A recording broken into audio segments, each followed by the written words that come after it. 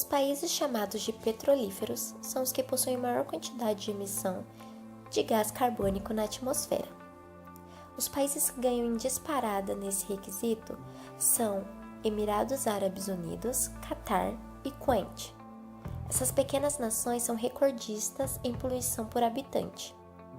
Países ricos também podem causar esta poluição, como Estados Unidos, que emite até 20 toneladas por ano.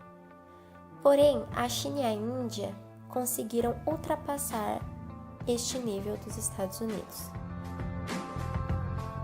Alguns países são considerados estáveis, como Alemanha, Reino Unido e França, que, por usarem uma produção de energia por usinas nucleares e eólicas, são ótimas soluções para diminuir a proporção deste problema.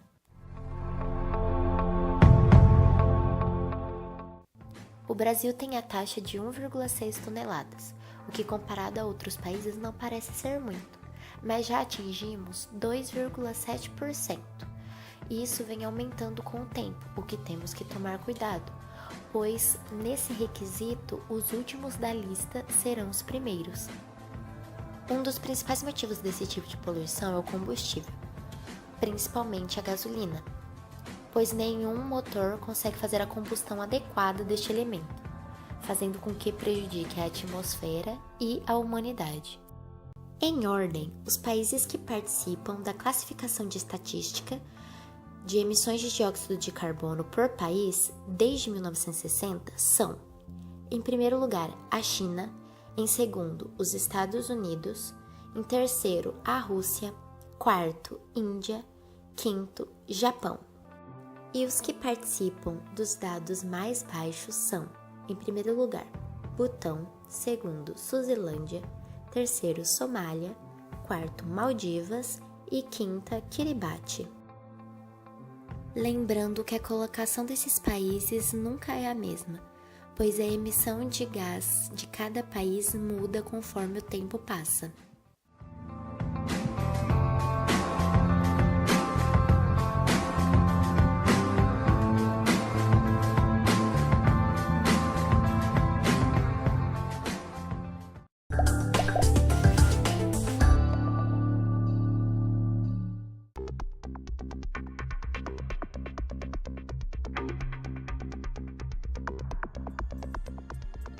O Brasil reduziu em mais da metade a emissão de gás carbônico na atmosfera entre 2005 e 2010. Os dados estão no documento que o governo apresentou à ONU como esforço do país para a redução da emissão de gases. Segundo o documento, os números caíram de 2,73 bilhões de toneladas de gás carbônico para 1,27 bilhão. Os impactos das mudanças climáticas foram avaliados em 5 setores: uso da terra, mudança do uso da terra e florestas, agropecuária, energia, processos industriais e tratamento de resíduos. A publicação, conhecida como Terceira Comunicação Nacional, atribui a queda ao controle do desmatamento da Amazônia e do Cerrado. O documento, que serve como base para as reuniões mundiais do clima, integra a Convenção Quadro das Nações Unidas sobre Mudança do Clima. Para essa edição, foi utilizada uma metodologia mais moderna para o cálculo das emissões. Esses dados novos, essa nova metodologia de estudos do clima, traz o Brasil como patamar de país desenvolvido. E a metodologia de cálculo que nós desenvolvemos também é de última geração e vamos transmitir conhecimento de metodologia de cálculo para o estudo do clima, efeito de gás carbônico para o mundo todo. E o Brasil se destaca, a partir de agora, com a nova metodologia de estudo do clima mundial. A emissão de gases poluentes vem aumentando cada vez mais. Há anos o assunto é pautado e discutido entre os países do mundo todo, pois esses gases poluentes são aqueles produzidos principalmente pela queima de combustíveis fósseis, como a gasolina e o óleo diesel, os resíduos orgânicos, que são os lixos, e a vegetação florestal. Estes gases absorvem parte da radiação infravermelha emitida pela Terra, favorecendo o efeito estufa e o aquecimento global. Atualmente, existem diversas formas para reduzir a emissão desses gases. Muitas destas tecnologias já são obrigatórias em indústrias e veículos automotores. As principais tecnologias são o precipitador eletrostático, o conversor catalítico, que é utilizado em automóveis, ciclones de poeira, carvão ativado, que serve para a purificação de gases, biofiltros e sem contar os diversos acordos entre os países. Um dos mais importantes tratados é o Protocolo de Kyoto.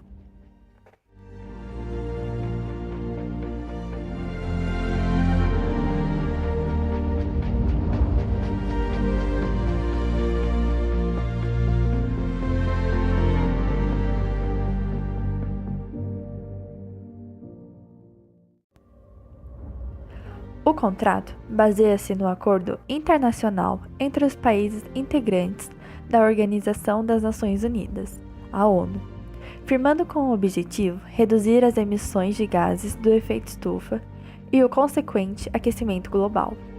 Regido e assinado em Kyoto, no Japão, em 1997, o protocolo criou diretrizes para amenizar o impacto dos problemas ambientais causados pelos modelos de desenvolvimento industrial e de consumo vigentes no planeta. O mesmo entrou em vigor em 2005. De acordo com o protocolo, as nações comprometem a reduzir as emissões de gases causadores do efeito estufa em 5,2%, comparando-se com os níveis de 1990. O principal alvo é o dióxido de carbono, conhecido como CO2, pois especialistas acreditam que a emissão desenfreada desse e de outros gases está ligada diretamente ao aquecimento global, fenômeno que pode ter efeitos catastróficos para a humanidade durante as próximas décadas. A intensidade do corte nas emissões de gases poluentes varia de país para país, e só foram obrigadas a seguir o compromisso acima as nações consideradas desenvolvidas.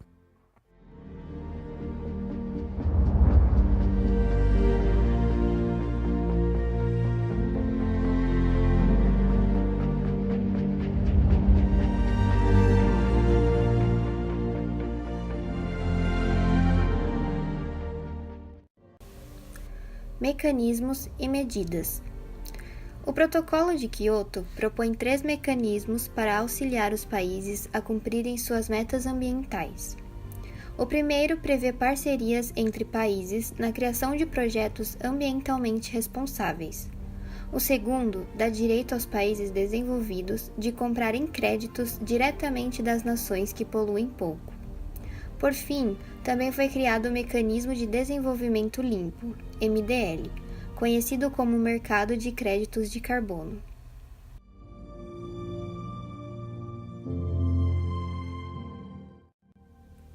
Medidas como a seguir devem ser tomadas para que os países desenvolvidos atinjam as metas de gases: aumento da eficiência energética em setores relevantes da economia, proteções e aumento de sumidouros e reservatórios de gases de efeito estufa sobre o meio ambiente, como florestas, promoção de práticas sustentáveis de manejo florestal, florestamento e reflorestamento, pesquisa, promoção, desenvolvimento e aumento do uso de formas novas e renováveis de energia, promoção e pesquisa de tecnologias de sequestro de dióxido de carbono, promoção e pesquisa de tecnologias ambientalmente seguras que sejam avançadas e inovadoras, entre outras medidas. Após a 18ª Conferência das Partes, COP18, foi prorrogada a validade do Protocolo de Kyoto até 2020, pois esse é o único meio legal que os países desenvolvidos têm para reduzir as emissões de gases.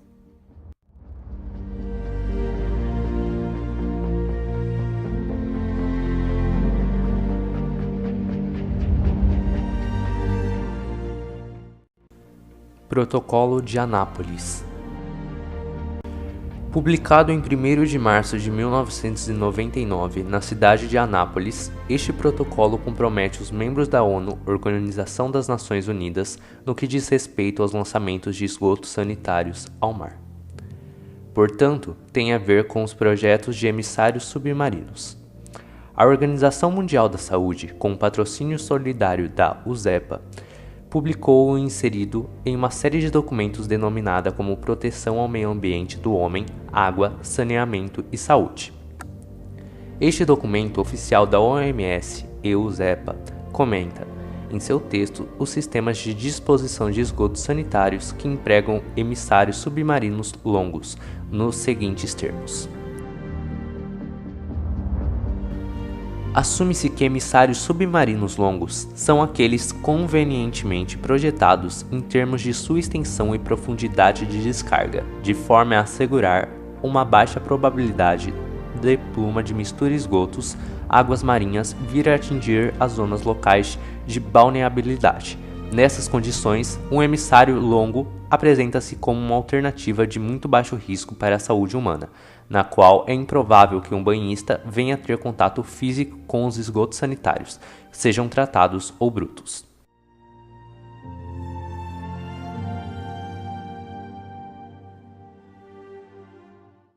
Protocolo de Montreal.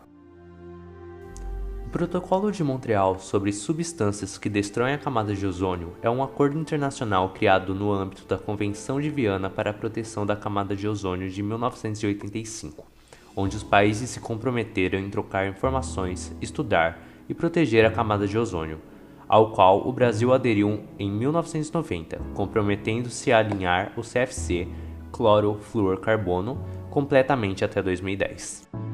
Em 1987, o Protocolo de Montreal ficou aberto para adesão dos países interessados. Ele foi ratificado em 19 de março de 1990 e, ao longo dos anos, passou por revisões.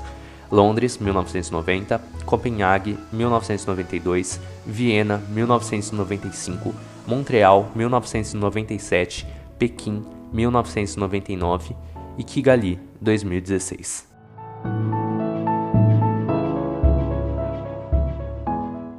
Foi fruto das reuniões sobre o protocolo também a criação do Dia Internacional de Proteção à Camada de Ozônio, em 16 de setembro, aprovado por resolução da Assembleia Geral das Nações Unidas em 1995. A principal meta do Protocolo de Montreal era a eliminação das substâncias que destroem a camada de ozônio. Para isso, entre os seus objetivos estavam: reduzir a emissão de CFCs em 80% entre 1996 e 1994. Os países desenvolvidos devem reduzir o uso de CFCs em 75% até 2010 e em 99,5% até 2020. Reduzir os níveis em 50% entre 1986 e 1999. Eliminar a fabricação e o uso dos CFCs. Plena recuperação da camada de ozônio até 2065.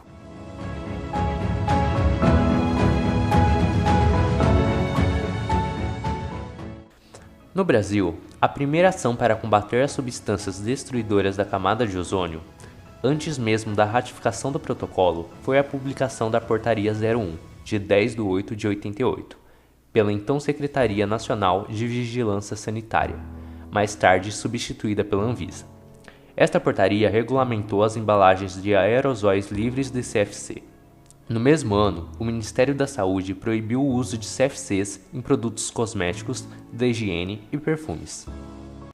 Desde então, o uso de CFCs no Brasil caiu de 10 mil toneladas em 1995 para 480 toneladas em 2006, representando cerca de 90% da redução.